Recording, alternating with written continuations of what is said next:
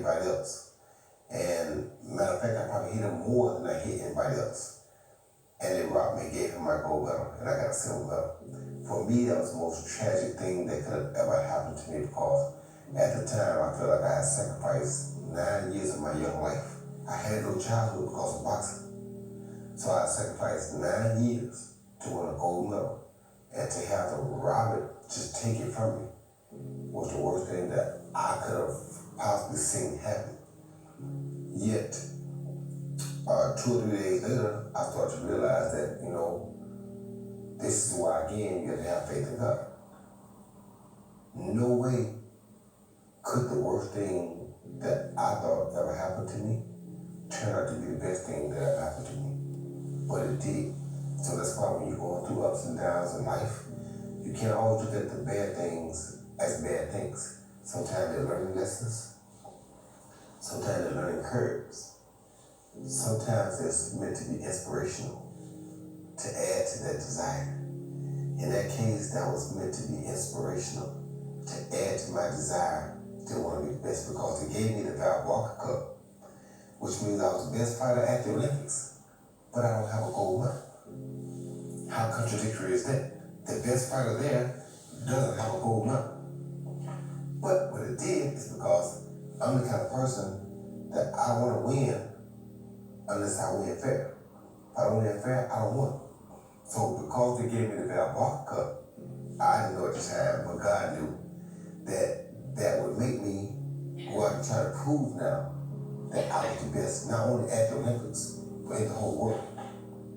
So giving me the Val Walker Cup just added more to the fire. Now, like I said, it's almost impossible because it's basically contradictory on the IOC part. He don't win a gold medal, but he's the best boxer here. How does the best boxer here not get a gold medal when ain't nobody beat him?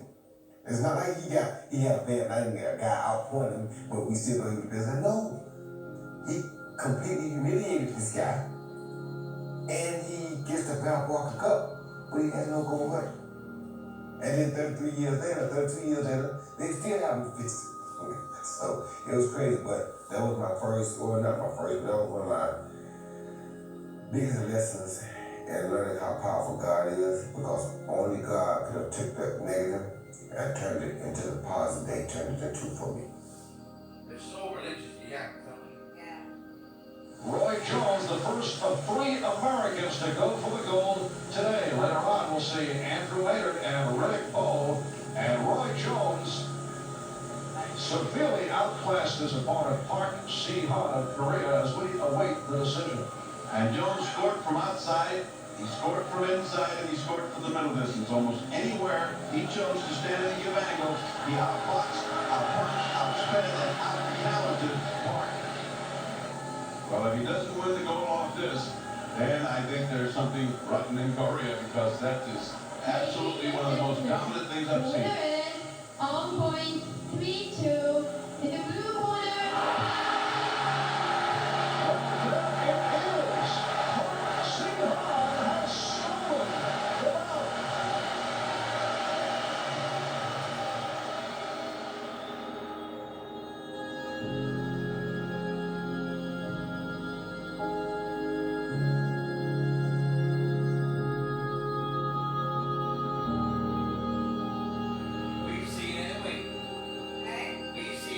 Fights where you watch it and go, well, he's absolutely loving it. And then the referee will put the other hand and you go, what?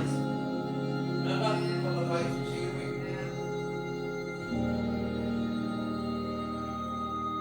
At least only the referee's going to decide this because it's an exhibition.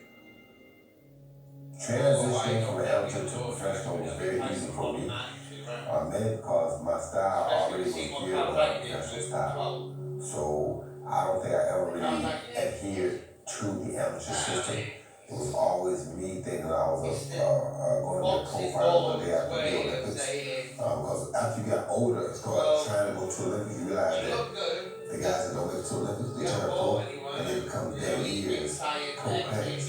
So you're a pro player in 84. Got it in Olympics, Mike Tyson was the biggest name. But Mike Tyson did more than all the guys that even made the Olympics. As a matter of fact, he beat 2 guys, just the heavyweight and the super heavyweight that made So you start to learn then that Well, they have just to because grant they don't you a make license limits to doesn't mean anything. Some of the guys who don't make their limits become Make it better up. How do fighters. you say it like So, the for instance, shackles Mark that they're Breeden not taking was off? probably the best amateur on But the Roy team in Jones '84. got more Mark Breeden chances. didn't He's turn out to be the best pro. 54, 59, Pernell Wood had a 15, much better 16, career. whatever. Even Holyfield had a And much that's better why you career. can't argue with It's just a you lot of know, people had Bernie can't say he Lee. could have entered They into had much second or better third. careers than Mark He said Breeden. he And carried Mark on Breeden for was 2 the years most for the celebrated last amateur night. boxer in the United States, probably of all time. He got a gold medal in '84, but he didn't pan out to be a good pro. So your style wasn't oriented to be a style that went on to carry you through professional rankings. Your style really wasn't that good. I had a good friend of mine on my team named Kenny Gould. Kenny Gould was a master of the point system in amateur boxing. I think Kenny Gould might have ended up with a bronze medal in the Olympics in '88, but Kenny Gould never could make it as a professional because he was too locked in on the amateur style. He couldn't make that conversion. For me, that conversion was very easy. We get ready for our first HBO look at Roy Jones, the outstanding boxer of the 1988 Seoul Olympics when he was jobbed by bad scoring out of the gold medal. He has fought in obscurity in his professional career. How good is he? What's at stake for him tonight? He seems to have it all, Jim. He has great hand speed, solid punching power, puts his punches together well, and has great confidence. But he's fighting a tall, experienced fighter, a good boxer, great lateral movement. It could be a problem. Let's see if he can solve it. Left hook landed on Harris's chin, but it's not as powerful as the earlier left hook and right cross bombs that Jones has been throwing. That was bobbling Harris just a little bit. If there's any weakness at all, Gil, he doesn't look to me as though he commits to the jab very often. He can make it more effective. Now, he just doesn't set guys up with that power with the power he has and the speed. And he's been so effective, I guess he feels he doesn't have to throw a snappy left jab. Wobbling Harris again with a left hook there. Left and right as he backs up and moves away from Harris. Another right cross. Harris in trouble again. And Harris making out around 4, not without going down. And Tony Orlando has seen enough. So we're looking at a potential all-time great, right? Well, all-time great is a little bit in the distance. I mean, but right now he looks that way. Let's go up to ring announcer Michael Buffer for the official particulars. Ladies and gentlemen, the official time comes at the end of the 4th round. The winner by knockout victory. And now his record, 20-0, 19 KOs, and he owns the WBC Continental America Super Middleweight Championship. Ladies and gentlemen, Roy Jones The Jr. very first time I won as a professional was the WBC Intercontinental Super Middleweight title. That was my very first belt. I was so proud of that belt because I always wanted a green belt. I won all the belts, but I definitely wanted a green one because WBC was hot and it was a green one. So I always aimed at that. And I thought that I would probably fight Julian Jackson to get it first. And so when I got an opportunity to fight for the Intercontinental title, I was like, yes, this get me ranked in the WBC. Maybe I can fight for the WBC belt. So I fought Percy Harris in Atlantic City. I wasn't a super middleweight yet. I was still fighting middleweight. But to fight at 164 catch weight for the 168-pound title, I said, why not? So I fought him, beat him, won that one. Then I think my first world WBC title was against probably Mike McCallum at light heavyweight. That's the first time I won the world WBC belt. My style is very different and very creative. Yes, very unique. But the way it was created was a lot of things. So first, my father taught me a very good foundation.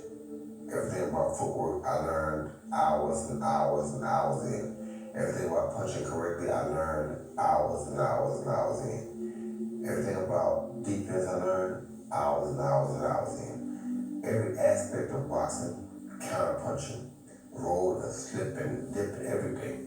I have hours and hours on top of hours of doing it repeatedly over and over and over again. As a kid, I used to like cockfight. I like anything to fight. I used to catch insects and make them fight. Praying mantises and make them fight. I used to catch anything I could that would fight and make them fight and watch because I was fascinated with fighting. Never fought dogs because I like my dogs too much, but everything else, I wanted to see a fight. So I learned about the roosters and learned they naturally fight. I started watching. And what I really wanted to know was what made one rooster better than the other, because they're all just roosters, you think. So obviously, if they weren't beating the others, something has to make them better. So I started also studying what made those better. And I learned about the things, different things they do. Hold him, then attack him. Fan him, make him punch, then attack him. I learned different things like that, and I was always an animal kid. I always loved animals. So I had a Doberman Pinscher when I was a little kid. He would always kill snakes. And I was always amazed at how this dog kills snakes, because the Doberman Pinscher doesn't have a tolerance for pain like a pit bull has. My pit bull, a snake bite, he don't care. You grab the snake and shake it anyway. Now he may be sick for a few days if the snake's poisonous. But if it's not a poisonous snake, he don't care. He don't care if it's poison or not. He just run right in and grab it and just shake it up. But he'll get killed like that.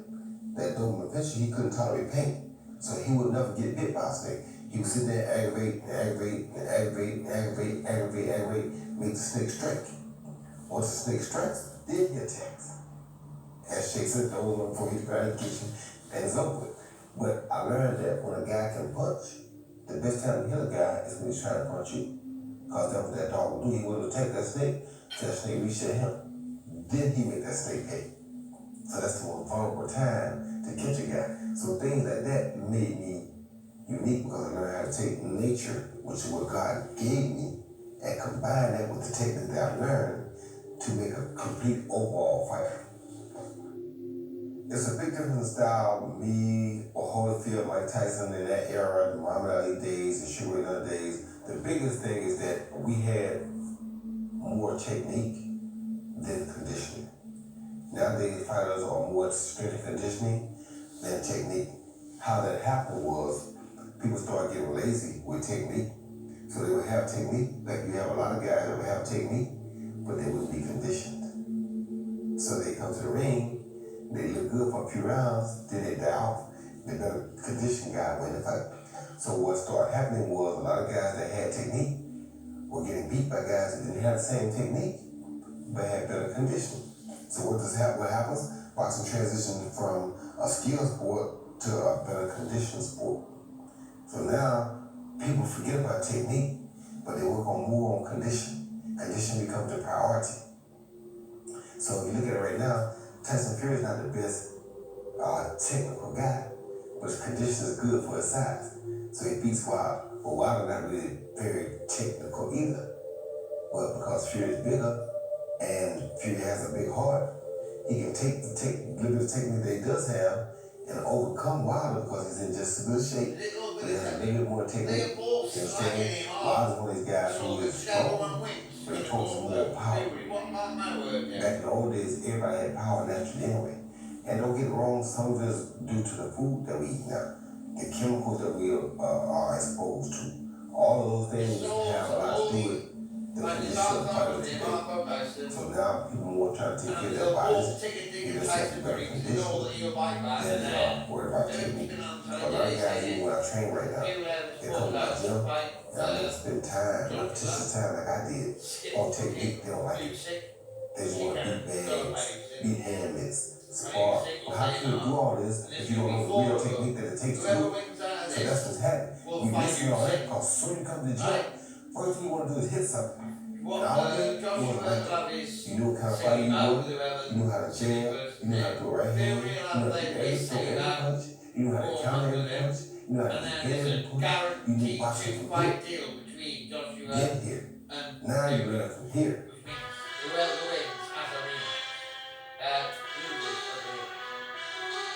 In the meantime, the winner of this two will fight Usyk on the same card as what Joshua played Fury, and it will be the biggest live broadcast event in no fight time in my mind. Because you have The either toughest situation of my boxing career was winning my first fight. I got disqualified again, just like at the Olympics. Wrongfully done. I got disqualified in my first loss against Ortega. Now I hit him on the floor, laid out, and he wins on the floor. The place of boxing is to knock the other guy out. How can this guy be that faking like he's out and you don't give him my title? He's on his face out and he wins? No, let's just refight that. You don't give him a win. I mean, there was bad about it in that same state. Usyk will be And a then bad Paz fight. was fighting Dana Rosen. Tyson's fight will always be designed The referee told Bennett to It'll stop. last no more than Jumped 6 between rounds. them. He Then said he he'd hit been past 6 Roosevelt rounds 3 again. times He in his hit the life. referee. He hit everybody. He didn't get disqualified. Same thing. He can't get past Rick 4 Bolt rounds. He'll just hit Jesse retire. Ferguson 2 or 3 times after the referee said This stop. guy is 55 years old. Same thing. They shut the lights off, turned it back on. He didn't get disqualified. Me standing there waiting, I tapped the guy, waiting for the referee to say stop. I'm not gonna take my eyes off of him because it's my job. Referee don't say stop, so I tap him again. Immediately disqualify me. Really? Me? Of all people who wasn't trying to do nothing wrong, I tapped him, waiting to hear the referee say stop. All the referee had to do was say stop, I won't touch him again. Because now if I turn and walk away and he hits me, the referee has to disqualify him. But the referee would have gave me the command to stop first. So that was my most probably devastating moment of my career because I never wanted to have a loss. When that happened, that ruined it. When you got a big fight, you're always under pressure because you don't want to let people down. And when you have a big name like me, you have high expectations. So you don't want to not fulfill these expectations. You want to either match their expectation or outdo their expectation. You never want to fall short of what people expect of you. That's the most pressure I had. When it came time to fight, I was very serious-minded, but nothing really mattered except make sure I had my mind right. Because if my mind is right, God gave me the gift already. I just have to go out there and perform. But if my mind ain't right, it'll be very difficult to perform and do whatever or hear what God tells me. Because people don't understand that when you perform like that, God gives you intuition. For me, it felt like he had a cellular database, but then he punched me down and said, okay, try this thing. And I was just trying. Where it came from, I don't know. I just think it was a message from God. So one time I was fighting the guy, I couldn't get the guy to punch no more. Because I was counting him so much, counter-punching him so much, he stopped punching. So sitting there, I got a message from God saying, I tell you what, put your hand behind your back, you'll punch in. I'm like, really, the profile. Okay. Put my hand behind my back. Pow. There he goes. Works. So I have that much faith in God that anything God puts me to do that, I know that that's what God told me to do. I'm going to do it. The legends, they do it over and over and over and over and over and over and over again. The champions, they get to be champions, but they don't want to last long. They get to be champions, but they don't do it the right way. They get to be champions, but they have too many clothes back and forth that we ain't sure what happened. They don't dominate. The legends find a way to dominate even in adversity. So the legend like Mike Tyson, yeah, late, but when he was dominating, wasn't nobody touch me. Pernell Whitaker, when he was dominating, wasn't nobody touch me. Sugar Leonard, when he was dominating, all the other person that could touch me was somebody also great like him, which was Roberto Duran. But those are legends. It takes one legend to touch another. The rest of them can't touch it, not in his prime. So legends are built because they come back and do it over and over and over again. All the time you may see them struggle is against another legend, not just another ordinary joke. That don't happen. When I was a kid watching Muhammad Ali, he would always make rhymes. Joking rhymes, he would make rhymes about people. Even with the float like a butterfly, sting like a bee. That's why they called me Muhammad Ali. Same thing, he was rapping, just not putting music to it and not doing complete songs. So it's like, when he sets a bar, when the greatest set a bar, the reason they set that bar is because those that follow him supposed to either reach that bar or supersede that bar. If you don't reach that bar, then he did no good. And he didn't do that for no reason. He didn't do that to waste his time. So he set the bar where he started making rhymes about people, about things, about fights. Sometimes he make a rhyme about what round he go in the fight in. He made all types of rhymes. So me knowing that, when I got older, I realized rap music was a form of expression, was a way to express yourself. So I said, wow, if Muhammad Ali could express himself in a few lines like that, I think I can take it a step further and do a whole song. As a matter of fact, why not make my own song that I come to the ring with? So I started trying to do it. And it grew and grew and developed into, y'all used to forget. Then it grew into the can't be touched, can't be stopped. It just got real, you know? So it grew, it took what Muhammad Ali said. And I just took it and tried to take it to another level, that's all.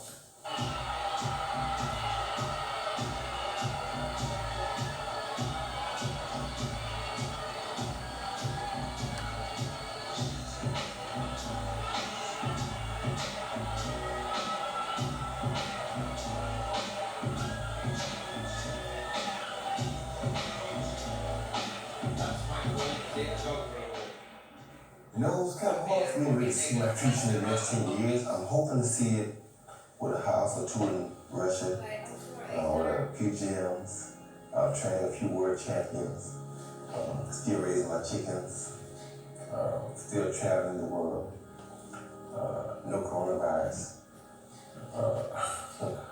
and